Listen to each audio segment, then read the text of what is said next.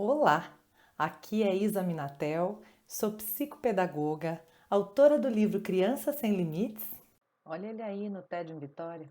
e diretora pedagógica da Escola Online de Paz mundoemcores.com. Vale a pena conhecer. Hoje é dia de vídeo aqui no canal. Inscreva-se no canal e clica no sininho para ser notificado sempre que tiver vídeo novo. 3 vezes por semana a gente tem vídeo novo sobre educação aqui no canal Isa Minatel. E a gente está fazendo a leitura comentada de alguns trechos do livro A Criança, de Maria Montessori. E hoje nós vamos fazer a leitura de um trecho lá da página 88. E ela já começa de um jeito incrível. Ela diz: o conflito entre adulto e criança começa quando esta atinge o ponto de desenvolvimento que lhe permite agir. Olha que coisa impressionante, gente. Quando a criança atinge o ponto de desenvolvimento que ela pode agir, começam os conflitos. Porque antes a criança está inerte, então tá tudo bem, o adulto não está se incomodando. O que incomoda o adulto é a ação da criança. É quando a criança começa a andar e tocar nas coisas e pegar as coisas e o adulto fica desesperado. Não, não, não. Uma criança de 1 ano que já anda, a palavra que ela mais escuta é essa, né? Não. Adiantando um pouquinho, ela diz: todavia, quando a criança age, anda, toca nos objetos, o quadro que então se apresenta é completamente diferente. Embora amando profundamente a criança, o adulto sente nascer em si um irresistível instinto de defesa contra ela. Ora, os dois estados psíquicos, o da criança e o do adulto, diferem tanto entre si que a convivência do adulto com a criança se torna quase impossível caso não se recorra a adaptações.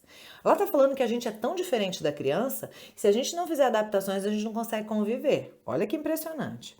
Não é difícil compreender que tais adaptações serão completamente desfavoráveis à criança, que se encontra num estado de absoluta inferioridade social.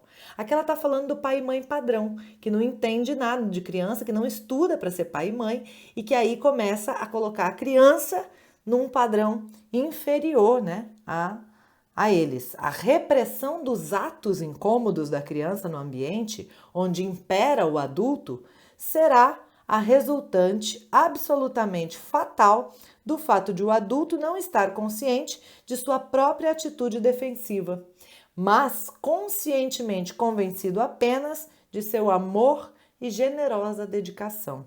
Então o adulto, ele não está sabendo que ele não sabe, que ele não entende de criança, ele só acha que ele é amoroso e dedicado. Olha o que o Montessori está dizendo. A defesa inconsciente aflora a consciência que se mascara, e a avareza que se apresenta ansiosa a defender os objetos úteis ou caros ao adulto transforma-se de imediato no dever de educar a criança a fim de fazê-la aprender os bons hábitos. Olha o que ela está dizendo. A cultura mostra para gente que quando a gente está se defendendo dos objetos, a gente não está sendo avarento, a gente está no dever de educar a criança para aprender bons hábitos. Foi isso que a gente acreditou por muito tempo, não foi? Com a minha mãe foi assim. Ela achava que tinha que fazer isso e eu ia pegar as coisas pequenininhas, ela batia na minha mão, porque todo mundo dizia que era isso que tinha que fazer.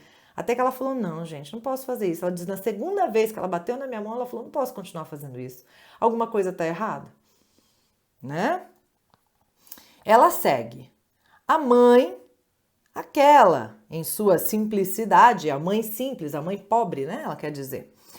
Contenta-se com defender-se abertamente por meio de tapas, gritos, insultos, mandando a criança sair de casa para a rua, alternando tais atitudes com carinhos expansivos, beijos sonoros que correspondem, no quadro da vida, ao terno amor pela criança.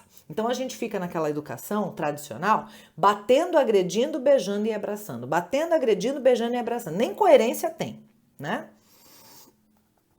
Mal sai da prisão de sua carne inerte e exulta na vitória de seu próprio eu, que lhe animou os maravilhosos instrumentos de atividade, que são os órgãos do movimento voluntário, a criança depara com a poderosa hoste de gigantes que lhe impede o ingresso no mundo.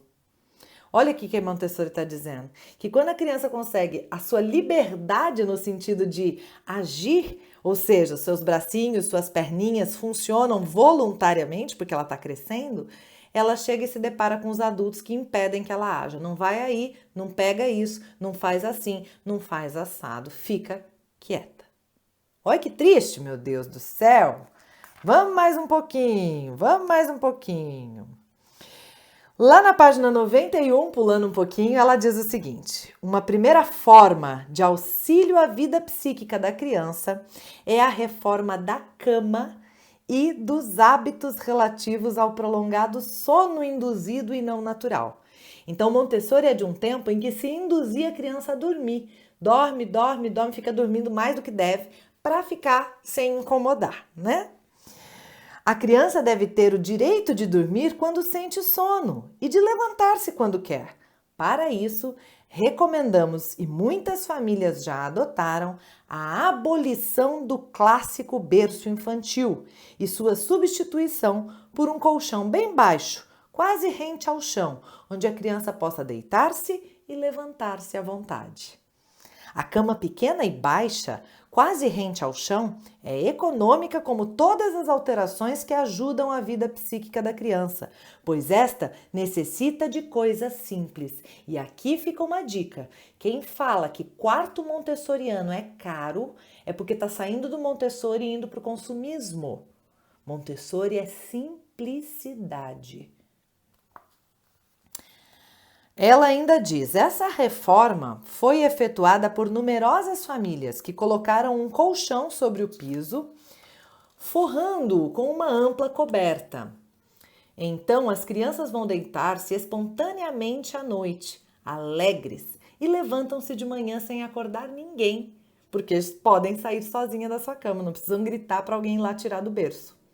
São exemplos que demonstram realmente a existência de um profundo engano nas normas impostas às crianças e que o adulto fatigado e querendo fazer o bem à criança, na verdade, age contra as necessidades dela, seguindo, talvez inconscientemente, seus instintos de defesa, que poderiam ser facilmente superados. Montessori termina dizendo: deste conjunto de fatos, resulta que o adulto deve procurar interpretar as necessidades da criança a fim de acompanhá-la e assisti-la com seus cuidados, preparando-lhe um ambiente adequado. Só assim é possível dar início a uma nova era na educação, a do auxílio à vida. Montessori diz que a educação, como é feita na nossa sociedade, não ajuda a vida, mas atrapalha o desenvolvimento da criança. E que dessa forma a gente estaria fazendo uma educação de auxílio à vida. E só assim poderá, afinal, encerrar-se a época em que os adultos consideravam a criança pequena um objeto que se apanha e transporta para qualquer lugar e depois de crescida deve apenas obedecer e seguir os adultos. Não, não, não! É necessário que o adulto se convença a manter-se numa posição secundária e se esforce para compreender a criança, no intuito de tornar-se seu companheiro e auxiliar-lhe a vida. E quando a gente tem essa relação com a criança, quando a gente solicita alguma coisa para ela, ela tem vontade de atender. Então ela não é obediente cega, que não pode questionar, que não pode pensar diferente. Mas ela tem uma relação tão bacana com a gente que ela tende a nos atender. Percebe a diferença? Eis a orientação educativa no que se refere às mães e a todos os educadores que se aproximam da criança. Se a personalidade da criança deve ser educada em seu desenvolvimento e ela é mais fraca, torna-se necessário que a personalidade mais forte do adulto se faça passiva. E recebendo e seguindo a orientação que a própria criança lhe oferece, considere uma honra poder compreendê-la e segui-la. Montessori está falando de conexão, coração com coração, de você conseguir se conectar com o coração da sua criança para entender. Hoje mesmo eu fiz um atendimento em que a pergunta era: o que eu faço com a minha criança quando ela tem um ataque de birra?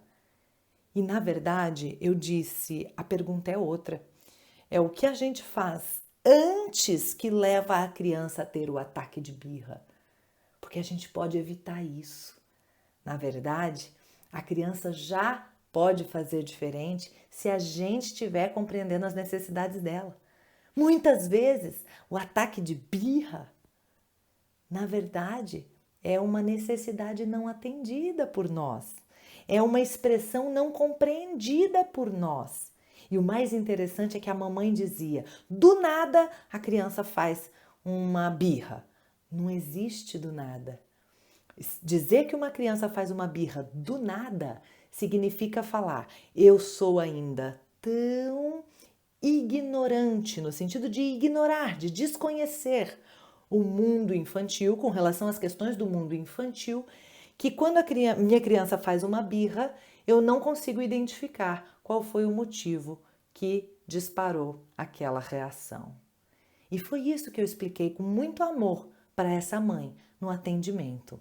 Né? Então é isso, gente. Com muito amor que você consiga cada dia buscar ter um melhor relacionamento com a sua criança. Esteja conosco no Instagram, @isa.minatel e também @canal Mundo em Cores, no Facebook, Isa Minatel, Canal Mundo em Cores e aqui no YouTube, Isa Minatel e Mundo em Cores. Aproveita, se inscreve no canal, clica no sininho para receber as notificações e compartilhe essas informações com outras pessoas. Olha na descrição do vídeo que sempre tem um sorteio rolando. Participe! Quem sabe você vai levar um livro para casa aí para poder cada vez mais, né, se aprimorar na educação da sua criança. Um beijo grande e até o próximo vídeo.